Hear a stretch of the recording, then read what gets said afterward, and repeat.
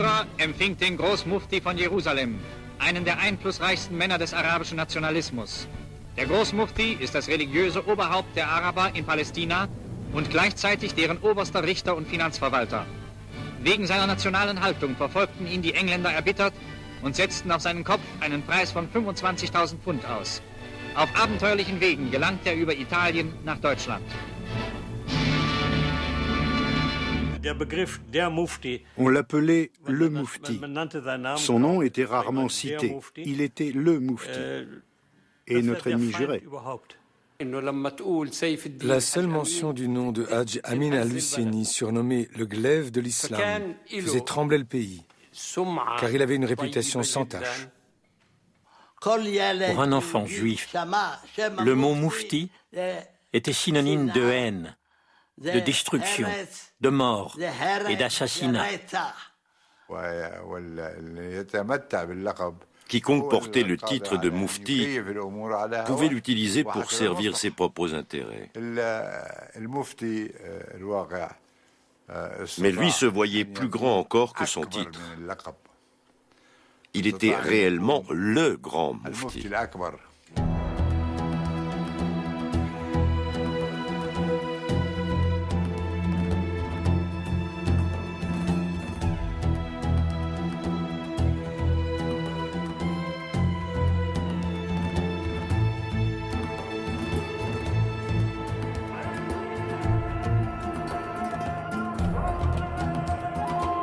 Jérusalem 1917.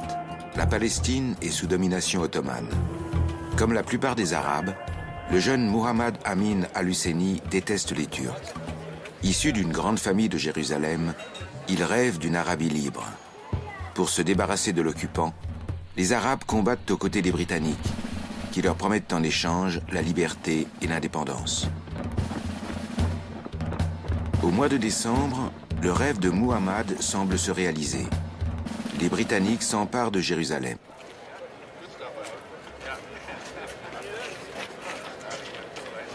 Muhammad Amin al-Husseini, ancien officier de l'armée ottomane, a rallié le camp britannique peu de temps auparavant.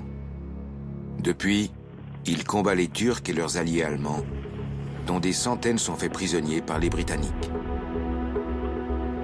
20 ans plus tard, il sollicitera le soutien des Allemands pour réaliser son rêve d'une Arabie libre.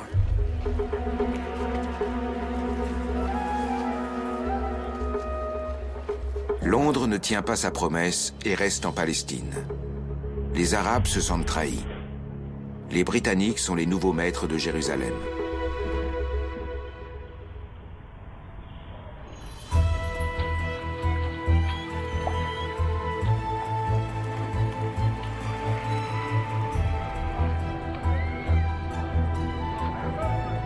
Le gouvernement britannique a également promis la Terre sainte aux Juifs.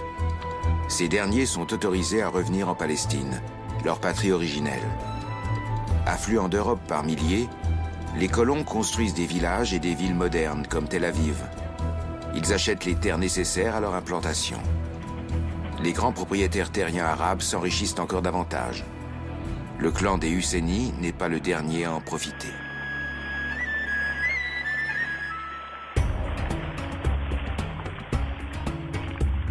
De nombreux Arabes se sentent menacés par leurs nouveaux voisins, mais pas tous. À Jérusalem et dans d'autres villes, Juifs et Arabes vivent en bonne intelligence depuis des décennies.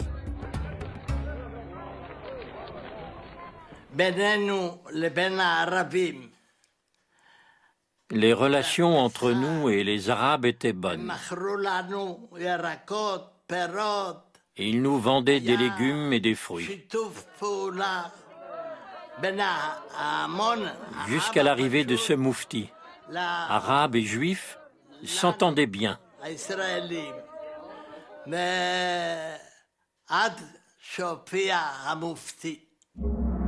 Al-Husseini est opposé à l'immigration juive, une opinion largement répandue à Jérusalem.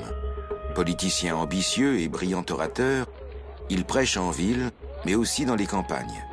À 23 ans à peine, il s'impose comme l'un des leaders du nationalisme arabe.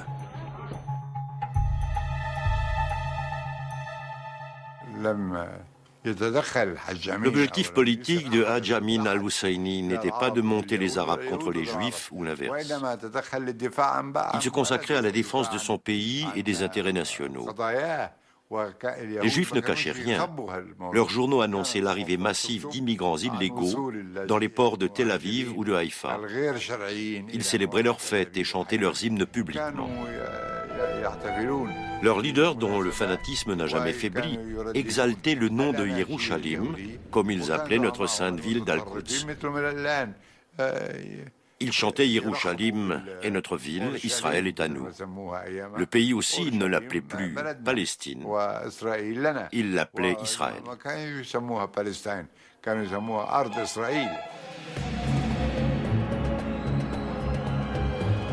Amin al-Husseini est l'un des instigateurs des manifestations anti-juives. Après les émeutes sanglantes de 1920, les Britanniques le condamnent à 10 ans de prison, mais ne tardent pas à le gracier dans l'espoir qu'il pourra servir leurs propres intérêts.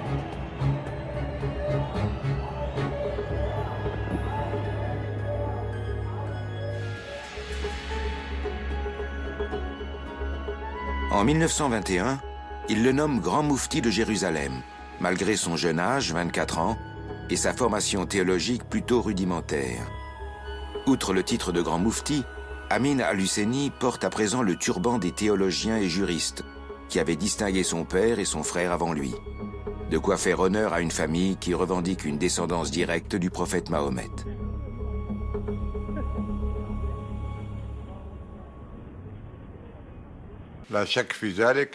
La famille al-Husseini est sans aucun doute une famille influente et noble. Des juges, des hommes politiques, des personnalités de premier ordre en sont issus. Elle était influente et respectée, surtout parmi les villageois de Palestine. La seule évocation du nom d'Amin al-Husseini suscitait l'enthousiasme des paysans parce qu'il incarnait le courant religieux le plus populaire dans les zones rurales de Palestine. Une fois au pouvoir, Amin al-Husseini s'installe sur l'esplanade des mosquées.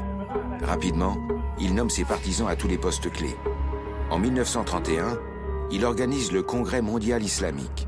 À partir de là, la question palestinienne devient la cause de tous les Arabes et de tous les musulmans.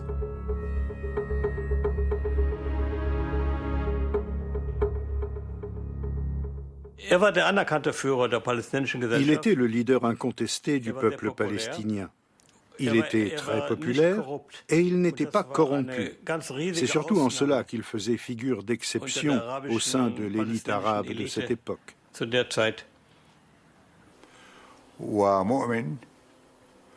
Hadj Amin al-Husseini était croyant mais sceptique.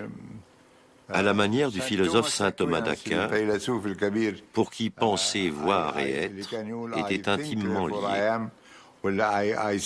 Hadj Amin al-Husseini voulait assister aux événements. Il doutait des choses qu'il n'avait pas entendues ou vues personnellement et refusait d'en tenir compte. C'était l'un de ses principaux traits de caractère. Par ailleurs, c'était un homme travailleur. On le disait prétentieux et entêté dans ses opinions. C'est peut-être vrai. Mais quand il s'agissait de la patrie, plus rien ne comptait que l'intérêt du pays.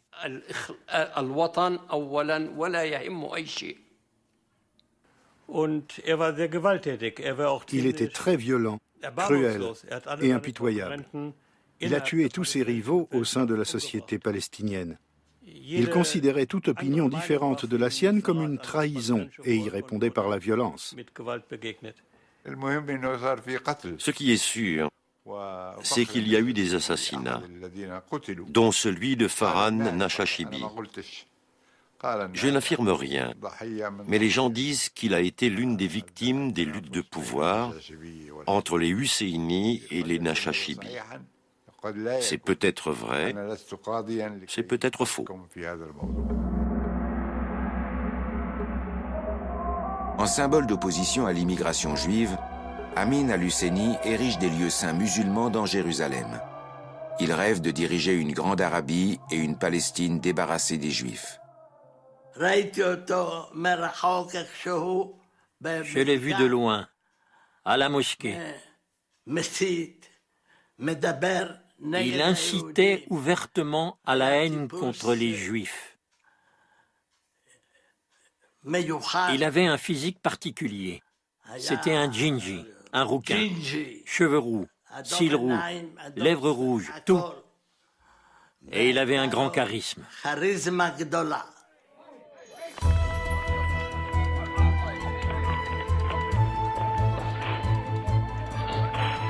L'époque où Arabes et colons juifs cohabitaient en paix est bel et bien révolue.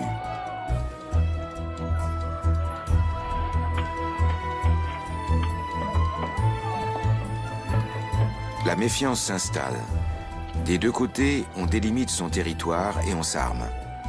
À partir de 1933, la situation s'envenime avec l'arrivée massive de juifs allemands fuyant les nazis.